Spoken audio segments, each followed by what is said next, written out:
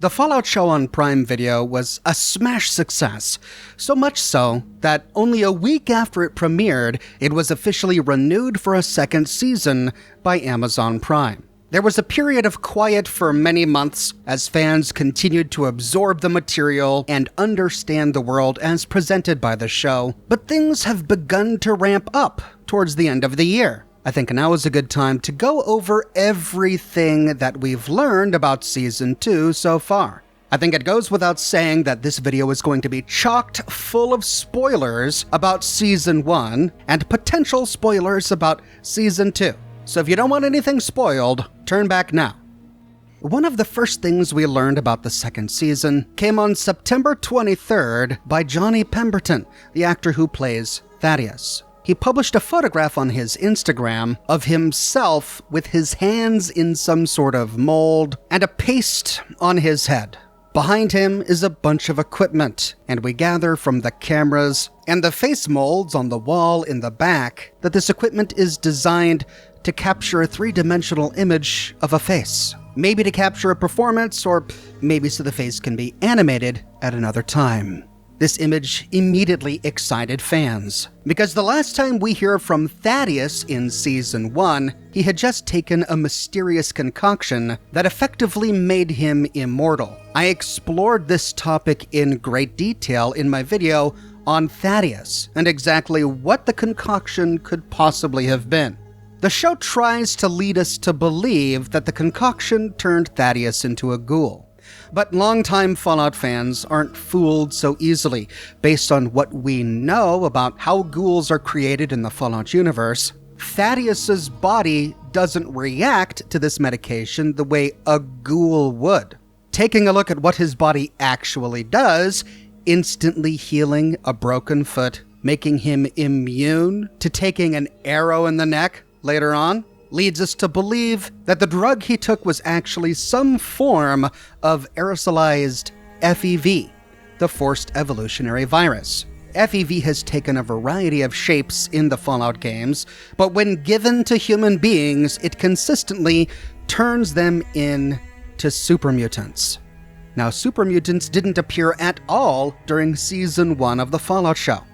However, we know that the show doesn't intend to completely ignore them, for there were a few moments where super mutants were hinted at during the show. A super mutant body was on a stretcher at the Enclave headquarters. We see its hand briefly move. One of the wanted posters inside the headquarters of the government is that of a super mutant, so we know that they exist.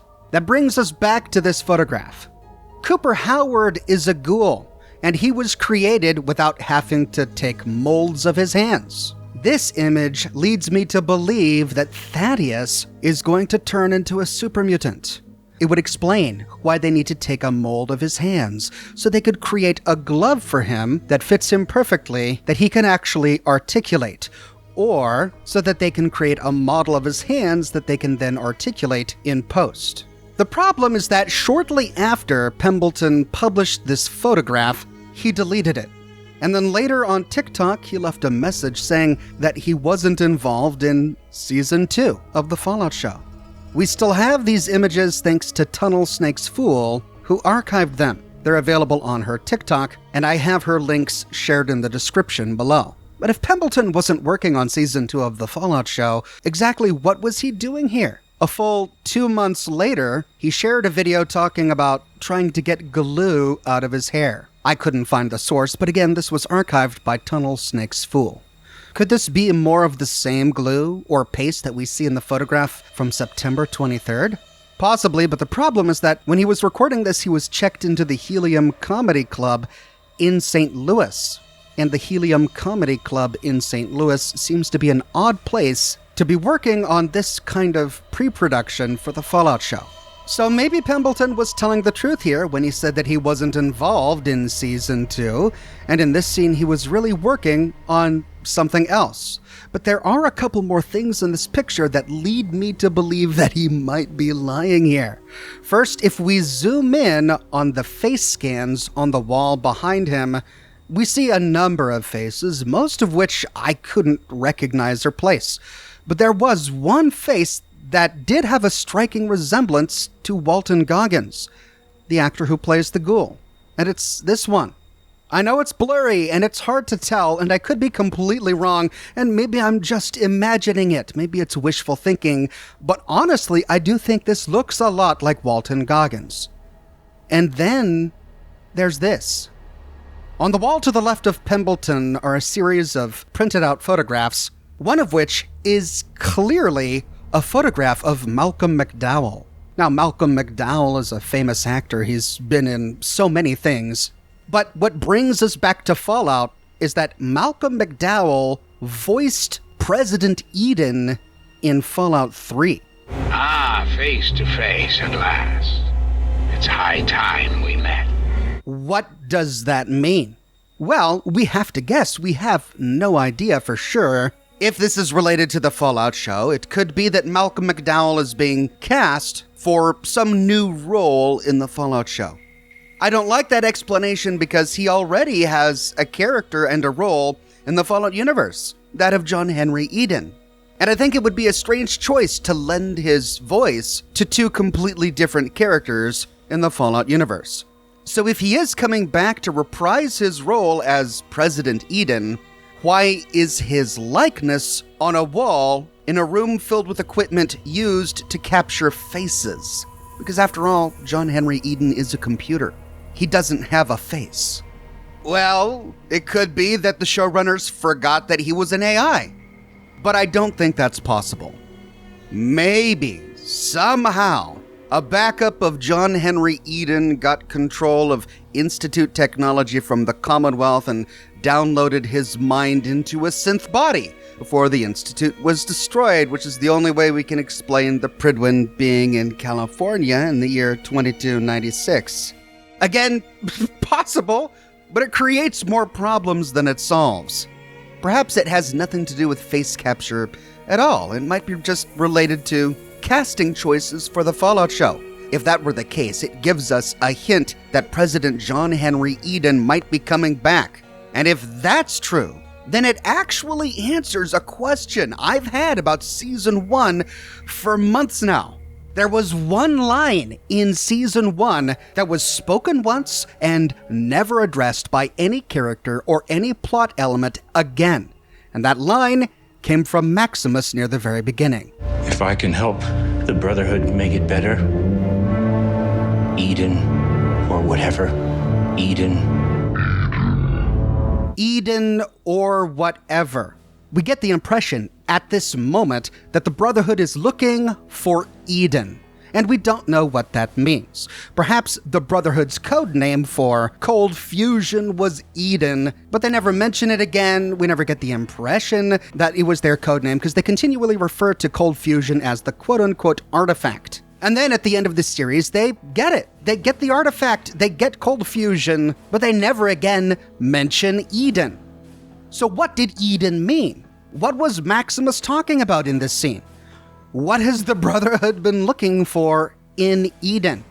And then we've got the problem with the Enclave. We know from the events of Fallout 2 that the Enclave was practically completely wiped out in California. The oil rig was destroyed, Navarro was eventually destroyed, which is why we only find Enclave remnants during the events of Fallout New Vegas.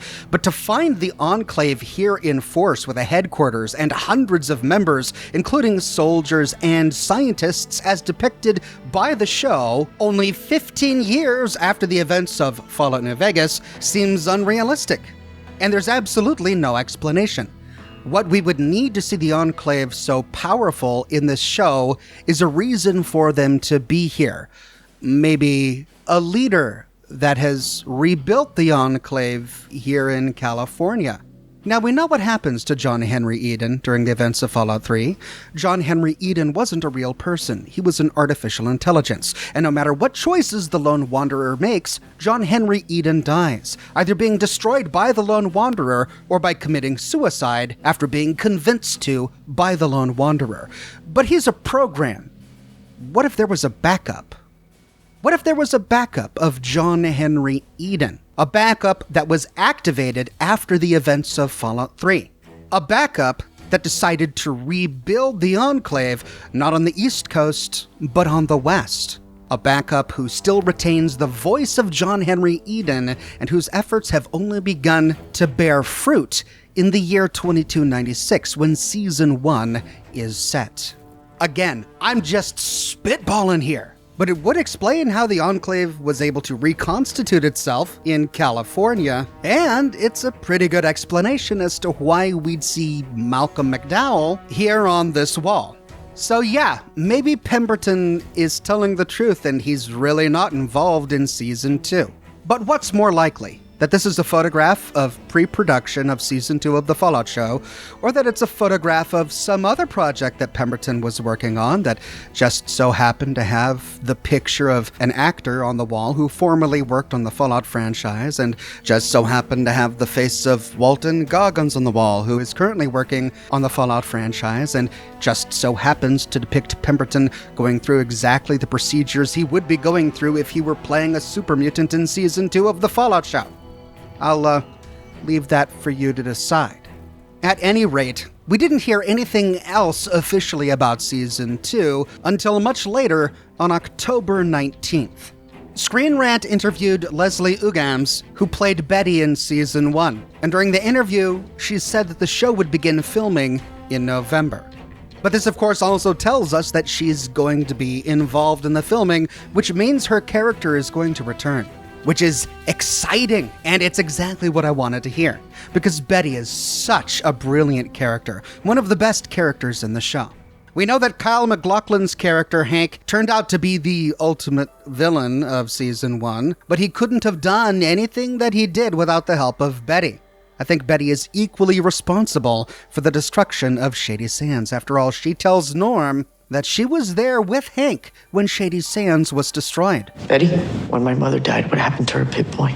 It was buried with her. How are you so sure? Because I buried her myself.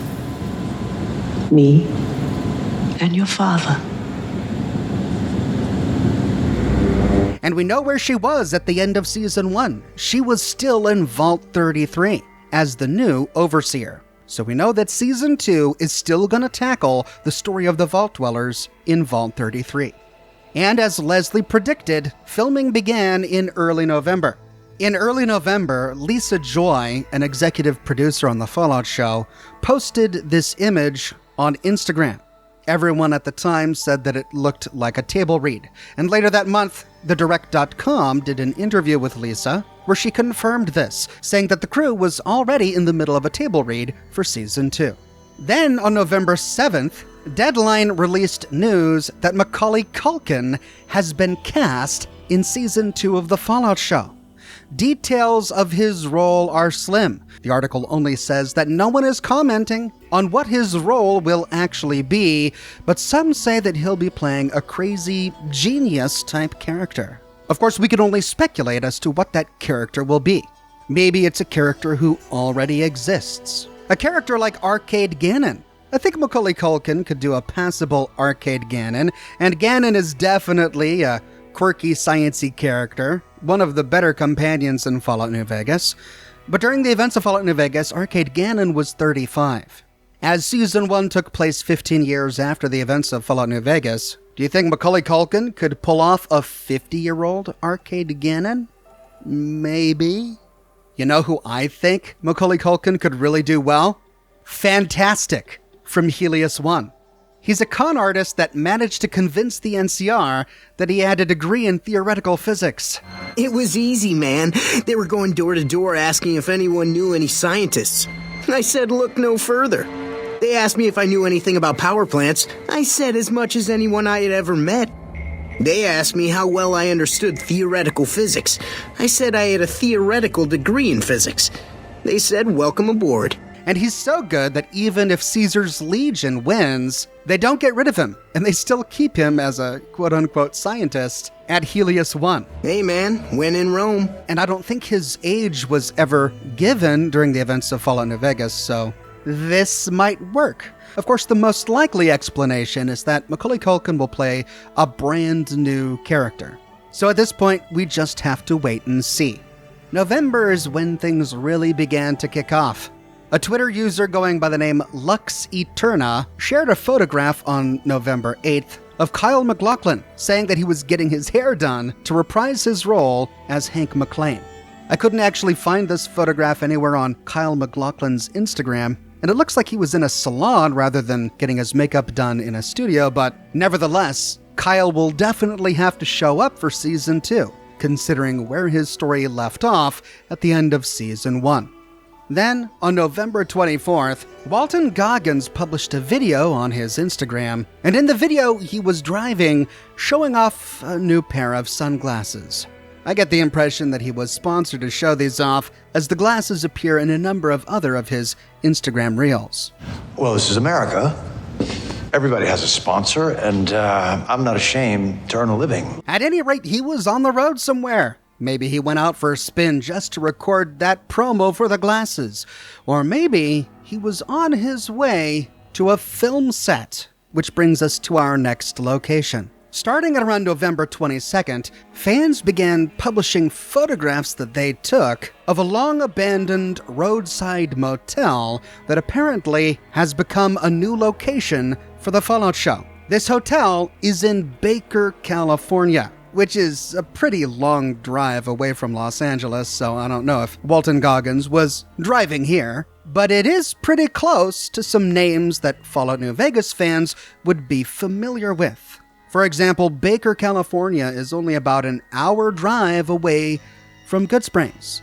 So many people began sharing photographs of this site that I can't list them all here, but I've got them linked in the description below. This abandoned motel is called Arnie's Royal Hawaiian Motel. It opened in 1957 and closed in 2009. It was completely abandoned in 2018. It's been used as a set piece in film before, and many of these photographs that I'm sharing were taken between 2015 and 2019 by photographer PhotoFreak56 on Reddit. I link to his image gallery in the description below. In these images, we see an abandoned hotel that looks pretty rough, particularly on the inside, but there isn't a lot of graffiti on the outside. Now, that could have changed between 2015 and now, but what we see on the set is a hotel that is completely bedecked with graffiti. I doubt that all of this was done for the TV show, but we do see a few pieces of graffiti that have some story significance, which we'll get to in a minute. The big question, of course, is, well, if this is a set for the Fallout TV show, what is it a set of? Well, there are a couple of motels that feature in Fallout New Vegas, the most famous of which, of course, is Novak. Some of the photographs shared by fans on Reddit and X do depict a sign outside the motel, but sometimes the angle is bad, and other times the sign has been covered up. But there's one photograph that was taken by someone who shows the sign uncovered, and the sign depicts the words, Novak. That's right, it looks like they're recreating Novak at the Royal Hawaiian Motel in Baker, California. I think one of the biggest pieces of evidence for this, aside from the sign that says Novak, is the huge green screen that slowly began to appear on the set. At first, we just got photographs of this strange scaffolding that was being erected at the motel, but then the scaffolding was covered in a green material. Fans of Fallout New Vegas know that the thing that makes Novak stand out is the giant Dinky the Dinosaur roadside attraction, where we first meet Boone.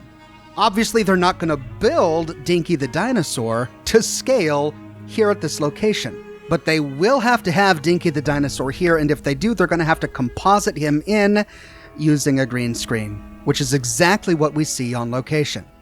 Incidentally, the world's tallest thermometer is here in town in Baker, California.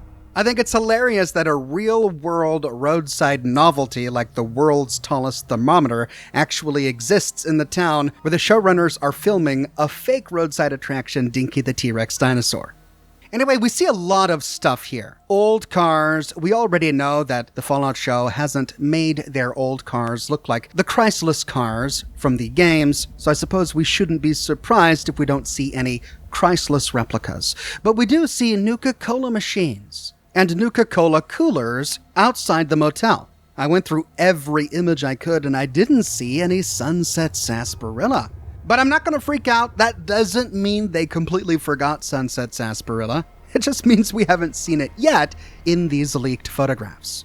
That brings us back to the graffiti. I took a look at all of the graffiti that we could find, and most of it is completely indecipherable, and I doubt very much that it was placed there for the show. This graffiti is likely in places that won't appear during the show, and so they didn't bother to paint them over or obstruct them for filming. Of the ones that were decipherable, some said, "Trash can talk." That's not from the games. Maybe someone can try to tell me what that means. There was a section of the motel that had the words H-O repeatedly posted on pillars. Maybe they were trying to write Hoover, as in Hoover Dam, but I admit that's a bit of a stretch. We see a sign here pointing towards the set, showing us that the part of the motel that they were actually filming is far away from a lot of this graffiti, so I doubt it has any significance to the show. But there was a section of the building that had graffiti that did make a lot of sense pertaining to the show. In one section, near to a Nuka-Cola cooler, we find 3 pieces of graffiti. The first are some squiggly eyeballs. I don't know what, if any, significance they have. Other than that, they do appear in the games. This is a type of graffiti that shows up in Fallout New Vegas. The next is a spray-painted saying, "Death before surrender." This is Great Con graffiti.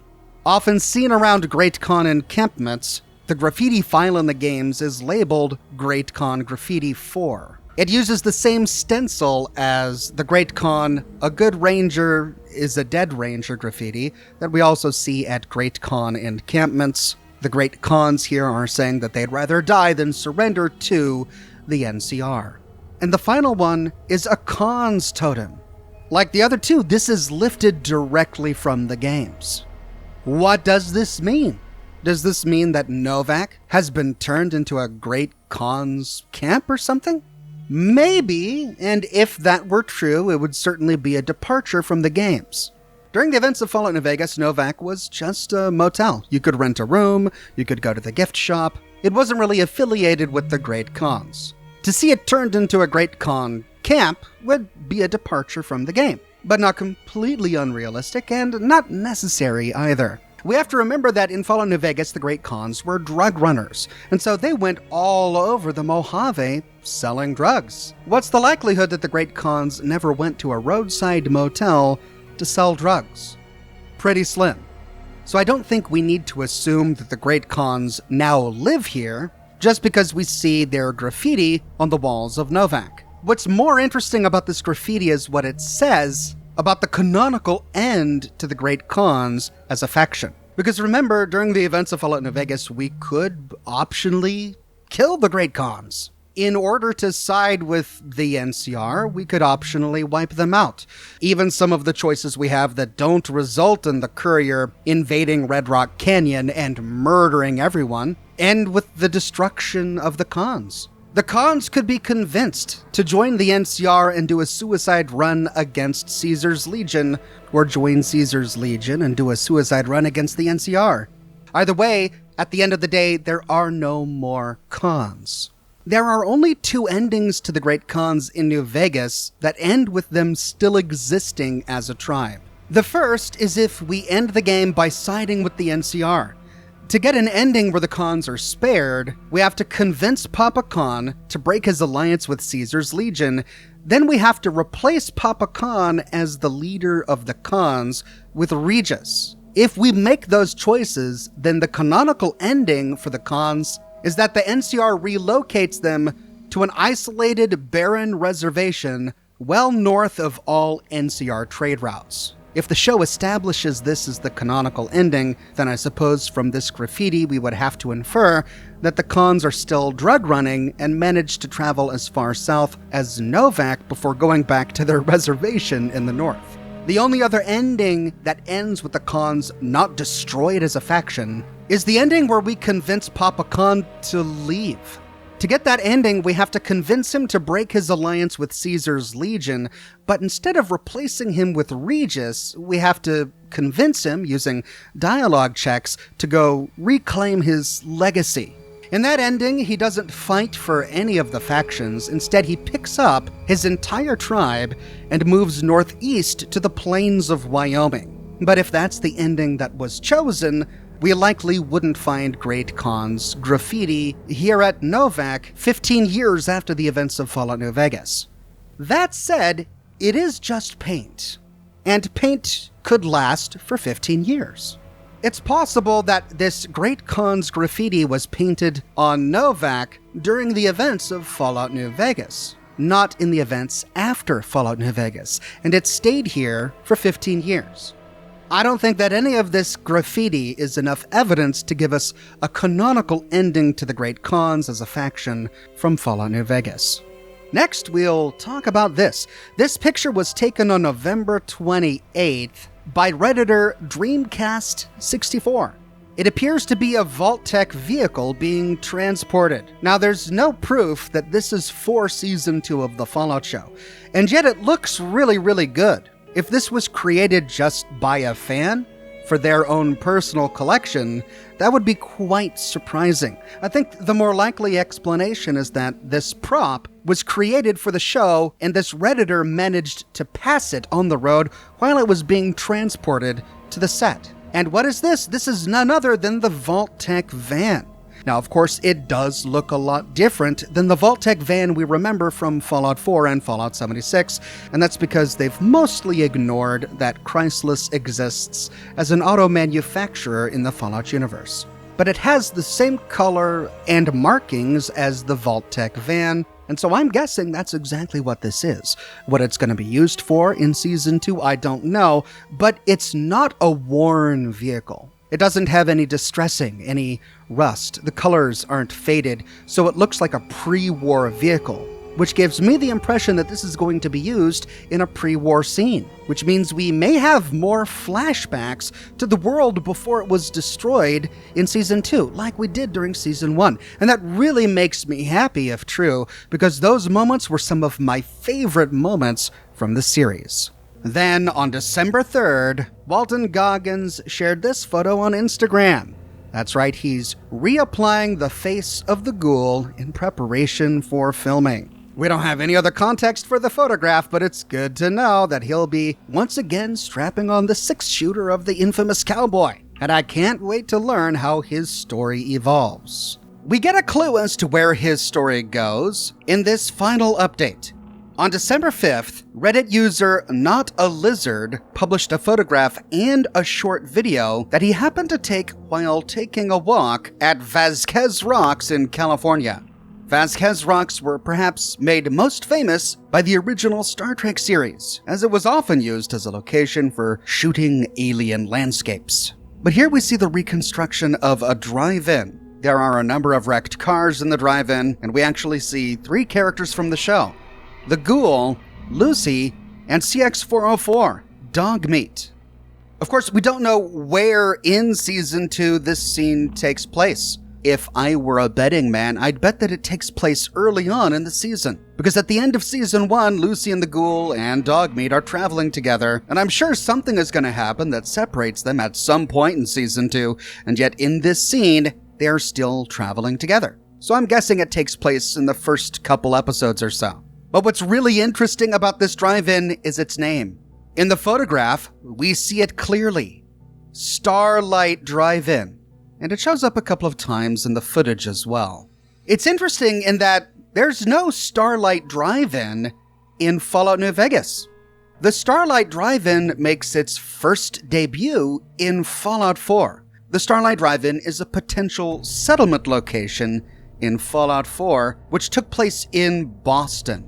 I think it would be very unusual to have a chain of drive-ins that span the continental United States, or at least that are found on both coasts. But it's certainly not outside the realm of possibility. Maybe in the Fallout universe there really was a Starlight Drive-In that had locations all over the place. What's interesting is that they chose to use the name Starlight Drive-In when Fallout New Vegas has its own drive-ins in the game. There's the California Sunset Drive-In, which is a minor location. There's nothing much at all at the drive-in itself, and only a few roaming raiders nearby.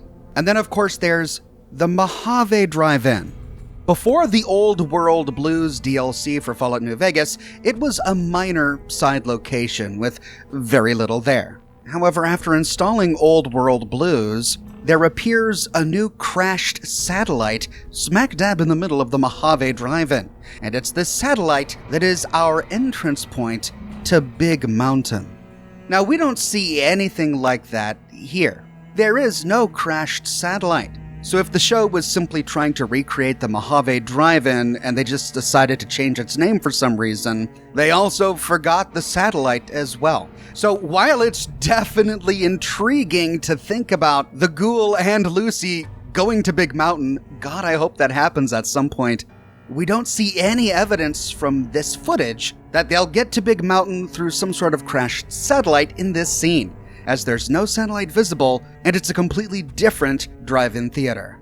As a side note, the movie that was playing on the screen of this drive-in theater was Cooper Howard's A Man and His Dog, whose star now stands just over there.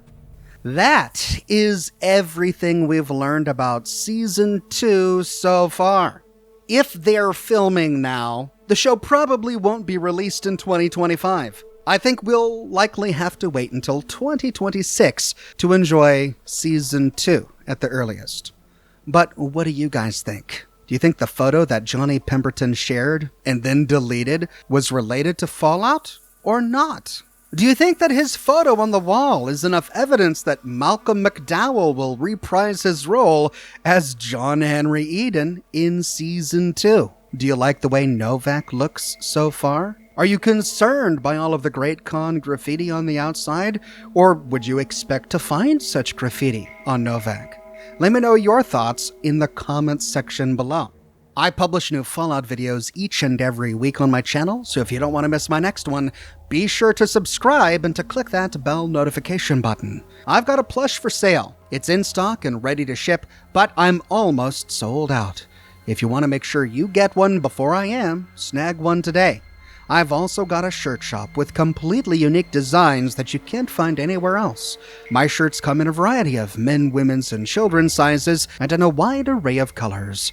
You can find my designs on smartphone cases, pillows, posters, mugs, stickers, prints, etc. So if interested, you can find a link to my shop in the description below, or you can click here. If you like what I do and you want to support me in another way, consider becoming a patron on Patreon or a member here on YouTube. YouTube members get little badges that appear next to their names in the comment sections of my videos, and they gain access to Ox emojis that they can use in my video comments and in the live chats of my live streams. But more than anything, I'm just so glad you're here watching this video with me today. Thanks so much for watching, and I'll see you soon with more Fallout videos.